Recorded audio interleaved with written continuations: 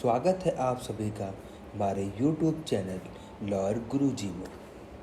आज की इस वीडियो में हम बात करेंगे भवन मालिक और ठेकेदार के बीच भवन निर्माण को लेकर एग्रीमेंट कैसे लिखें।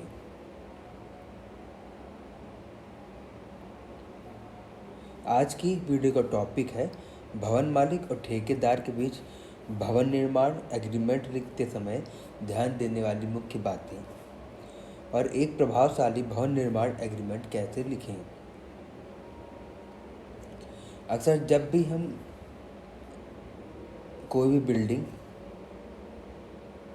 जैसे दुकान हो गई, मॉल हो गई या किराए के लिए मकान बनवाना है या कोई बड़ी बिल्डिंग बनवानी है, तो ऐसे में हम ठेकेदार को सौंप देते हैं और वह मकान बनाकर हमें देता है। तो ऐसे में भवन मालिक और ठेकेदार के बीच एक एग्रीमेंट होता है। अब उस एग्रीमेंट में लिखे जाने वाली मुख्य बिंदुएं कौन सी हैं, आज उन मुख्य बिंदुओं पर बात करेंगे और इन मुख्य बिंदुओं पर बात करने के बाद हम एग्रीमेंट कैसे लिखा जाए उसके बारे में भी जानेंगे। तो सबसे पहले हम जान लें भवन मालिक और ठेकेदार के बीच भवन निर्माण एग्रीमेंट लिखते समय कौन कौन सी बातें लिखी जानी चाहिए। तो सबसे पहला आता है विशेष विवरण के साथ भवन निर्माण में लगने वाली लागत। सरिया, सीमेंट, रेत, बालू आदि जैसी बुनियादी भवन निर्माण सामग्री की लागत मूल्य। Flooring, painting, wall tiles, bathware fitting जैसी बुनियादी सामग्री की लागत। ओवरहेड टैंक यानी पानी की टंकी, भवन की चार दीवारी, पैरापेट वॉल यानी एसी पाइप आदि की फिटिंग के लिए दीवार आदि के साथ अतिरिक्त कार्य की लागत। यदि भवन निर्माण सामग्री की मूल लागत में किसी भी प्रकार का कोई परिवर्तन होता है तो उसका लाभ कौन प्राप्त करेगा। भवन निर्माण में लगने वाला पूर्ण समय वो भी तारीख के साथ एग्रीमेंट में लिखा जाना आवश्यक है। आर्किटेक्ट की फीस, हाउस प्लानिंग का खर्चा भवन निर्माण के चरण में कौन देगा। भवन निर्माण को लेकर देने वाले भुगतान की तिथियों के साथ भुगतान की समय सीमा। भवन निर्माण के लिए विकास प्राधिकरण यूपी रेरा से मंजूरी आदि में मालिक की क्या भूमिका या क्षेत्र होगा। भवन निर्माण ठेकेदार द्वारा कार्य में किए गई देरी पर क्या होगा। भवन निर्माण स्थान पर निर्माण सामग्री की सुरक्षा व स्वामित्व का जिम्मा किस पर होगा। भवन निर्माण कार्य में होने वाली देरी व देरी से भुगतान होने पर क्या निर्णय लिया जाएगा। भवन निर्माण के दौरान अतिरिक्त कार्य करने के लिए भवन मालिक से मंजूरी लेना अनिवार्य है। भवन निर्माण को लेकर निपटान शर्तें, यदि दोनों पक्ष आपसी सहमति से भवन निर्माण कार्य को बंद करना चाहते हैं, प्रत्येक बिल पर कुछ प्रतिशत मालिक के पास रहेगा जो कि भवन निर्माण के पूरे होने की कुछ अवधि के बाद दिया जाएगा। अब यह प्रतिशत व अवधि मालिक व ठेकेदार स्वयं तय कर सकते हैं। भवन मालिक द्वारा किए गए भुगतान में विलंब होने पर क्या होगा। भवन निर्माण के लिए ठेकेदार द्वारा किए गए सभी प्रकार के कार्यों का स्पष्ट रूप से संपूर्ण विवरण का उल्लेख किया जाएगा।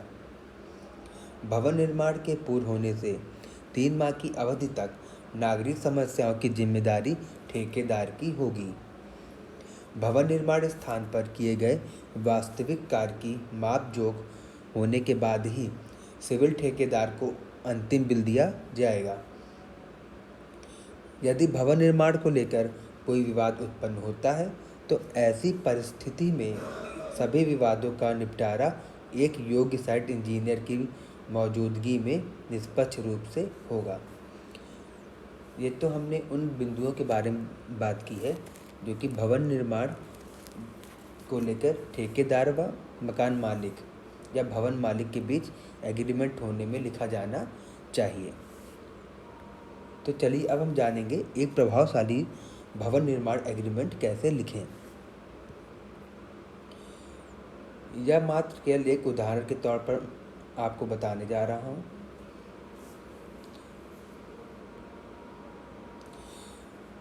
भवन निर्माण अनुबंध के लिए आप 100 रुपये के स्टैम्प पेपर में भी लिख सकते हैं। तो चलिए शुरू करते हैं कि स्टैम्प पेपर में कैसे किन किन बातों का विवरण किया जाना चाहिए। तो सबसे पहले तो स्टैम्प पेपर पे लिखना होगा भवन निर्माण अनुबंध। फिर उसके नीचे यह समझौता दिनांक, जो आप दिनांक डालेंगे जिस समय आपका भवन निर्माण एग्रीमेंट होना हो। यह समझौता दिनांक को भवन स्वामी व भवन निर्माणकर्ता ठेकेदार के मध्य बनाया गया है। प्रथम पक्ष का नाम, भवन स्वामी का पूरा नाम, उसके वर्तमान पता व स्थायी पता के साथ लिखेंगे। एवं द्वितीय पक्ष यानी भवन निर्माणकर्ता जो कि ठेकेदार होगा, उसका पूरा नाम, उसका वर्तमान पता, स्थायी पता व कार्यालय का पता। अब लिखा जाएगा भवन निर्माण हेतु प्रथम पक्ष जो कि भूखंड का मालिक है, यह भूखंड अमुक स्थान पर स्थित है जहां निर्माण कार्य किया जाना है और अनुमोदित आर्किटेक्ट और विनिर्देशित लागत और मात्रा के अनुसार भूमिखंड में एक भवन जैसे घर, दुकान, इमारत, मॉल, अन्य इमारत बनाने को इच्छुक है। इस भवन निर्माण हेतु हम प्रथम पक्ष व द्वितीय पक्ष के मध्य इकरारनामा इस प्रकार हुआ है कि धारा 1 या कि भवन निर्माणकर्ता यानी ठेकेदार, मालिक और उसके वास्तुकार यानी आर्किटेक्ट का नाम जो होगा सब पते के साथ लिख के को संतुष्ट करने के लिए भवन निर्माण योजना और निर्देशों के अनुसार कार्यों को निष्पादित कर पूरा करने के लिए नीचे दिए गए तरीके से भुगतान किए जाने वाली राशि पर विचार किया जाएगा। यह भवन निर्माण अनुबंध वर्ग फुट पर आधारित है। निर्मित क्षेत्र के प्रति वर्ग फीट की लागत जो रुपया होगा वो आप लिखेंगे अपने हिसाब से या जो कैलकुलेशन करके आएगी। वर्ग फुट में बालकनियां और उपयोगिता सहित सभी निर्मित क्षेत्र शामिल होंगे। बाहर बैठने का मार्ग की लागत जो तय होगी स्क्वायर फीट में होगी, या कि इमारत का कुल क्षेत्रफल, जो इमारत का क्षेत्रफल जो होगा वह आप अपने हिसाब से भरेंगे। भवन के प्रवेश मार्ग का कुल क्षेत्रफल भूतल पर प्रवेश करता है। उत्तर की ओर बाहर बैठने की जगह है। अब आप किधर बैठने की बाहर जगह बनाते हैं वह आप दिशा आप तय करेंगे, जिसकी लागत इतने रुपए होगी। भवन की कुल लागत जो आनी होगी वो आप लिख दोगे यहाँ पे। वास्तु और संरचनात्मक चित्र के अनुसार अनुसूची में उल्लिखित मदों के अनुसार निर्माण के संबंध में कार्य करने के लिए हस्ताक्षर दिनांक को किया व अतिरिक्त कार्य उल्लिखित लागत के अनुसार दिए होगा, या कि आर्किटेक्ट और उसके प्रतिनिधि मालिक द्वारा नियुक्त किए जाएंगे। उसके न होने की स्थिति में किसी और मालिक द्वारा नियुक्त किया जाएगा और इन सब की जानकारी लिखित रूप में ठेकेदार को सूचित किया जाएगा।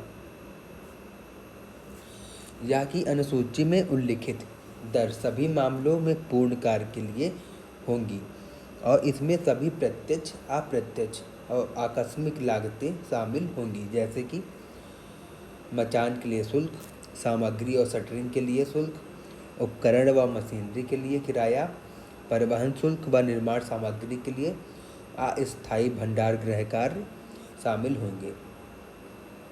सामग्री व मलबे को हटाने के लिए श्रम शुल्क आदि शामिल होंगे। धारा 5 या कि लागत निर्धारण शुल्क अनुसूची में दरें स्टील और सीमेंट की मूल दरों पर आधारित होती हैं।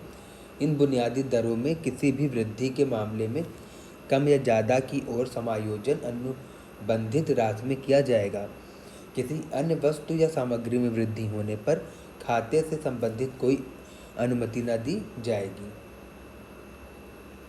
या कि ठेकेदार इसके लिए हर तरह से भवन निर्माण का कार्य पूरा करने के लिए सहमत है। ताकि भवन अमुक तिथि पर या उससे पहले पूरी तरह से रहने योग्य बन सके। ठेकेदार इस तिथि से 10 दिन के भीतर कार्य अनुसूची प्रस्तुत करेगा और प्रगति की निगरानी के लिए साप्ताहिक बैठक निर्माण स्थान में आयोजित करेगा। या कि इस समझौते की धारा 2 बिल की मात्रा में उल्लिखित दरों में शामिल होने वाले सभी कार्य अनुबंधित कर लागू होंगे व कोई गैर निविदा सामग्री में वास्तविक 10% लाभ के अनुसार शुल्क लिया जाएगा। या कि भवन निर्माणकर्ता ठेकेदार निम्नलिखित मामलों के अनुपालन के लिए संबंधित कानून के तहत अनुपालन, व्यय, भुगतान, हर्जाना आदि के लिए पूरी तरह से स्वयं जिम्मेदार होगा।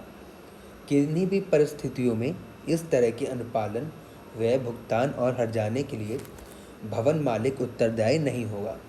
यह परिस्थितियां निम्न प्रकार से हैं, जैसे कर्मचारी प्रतिकर अधिनियम, कर्मचारी राज्य बीमा अधिनियम, भविष्य निधि अधिनियम, न्यूनतम मजदूरी अधिनियम और मजदूरी भुगतान अधिनियम। निर्माण में कार्यरत श्रमिकों से संबंधित कोई अन्य कानून। इस अनुबंध के तहत कार्य के कारण व्यक्ति और संपत्ति के चोट आदि के संबंध में अन्य सामान्य कानून। वैधानिक दायित्वों का पालन करने में भवन निर्माणकर्ता की विफलता के कारण से मालिक को कोई क्षति, हर्जाना, जुर्माना, मुकदमा भुगतान की स्थिति पैदा होती है तो उसकी क्षतिपूर्ति ठेकेदार करेगा। भवन निर्माणकर्ता भवन निर्माण कार्य में शामिल अन्य एजेंसी के साथ सामंजस्य में काम करेंगे, सभी सहयोग करेंगे व उन्हें सहायता प्रदान करेंगे। कार्य पूरा होने का समय इस खाते पर नहीं बढ़ाया जाएगा। ठेकेदार बिजली, सैनिटरी और पानी की आपूर्ति के कारण इमारत में हुई सही क्षति निर्धारित करेगा, जिसके लिए उसे तदनुसार ठेकेदार को भुगतान किया जाएगा। या कि भवन निर्माण भुगतान भवन कार्य की अवस्था के अनुसार किया जाएगा, जैसे कि अग्रिम संरचना, नींव, फुटिंग चरण, सीढ़ी अवस्था, भूतल, कर्नल, ब्लॉक कार्य, सीढ़ी, छत, पहली मंजिल, कर्नल, ब्लॉक कार्य, सीढ़ी, roof level, vastu, door frame, electrical लेप, पाइपलाइन, बाहरी प्लास्टर, फर्श, दरवाजा, खिड़की, पेंटिंग आदि। सुरक्षा प्रतिधारण राशि क्लाइंट प्रतिनिधि द्वारा निष्पादित और प्रमाणित कार्यों के मूल का 4% होगा और भवन निर्माण के आभासी पूरा होने के 3 माह के बाद जारी किया जाएगा।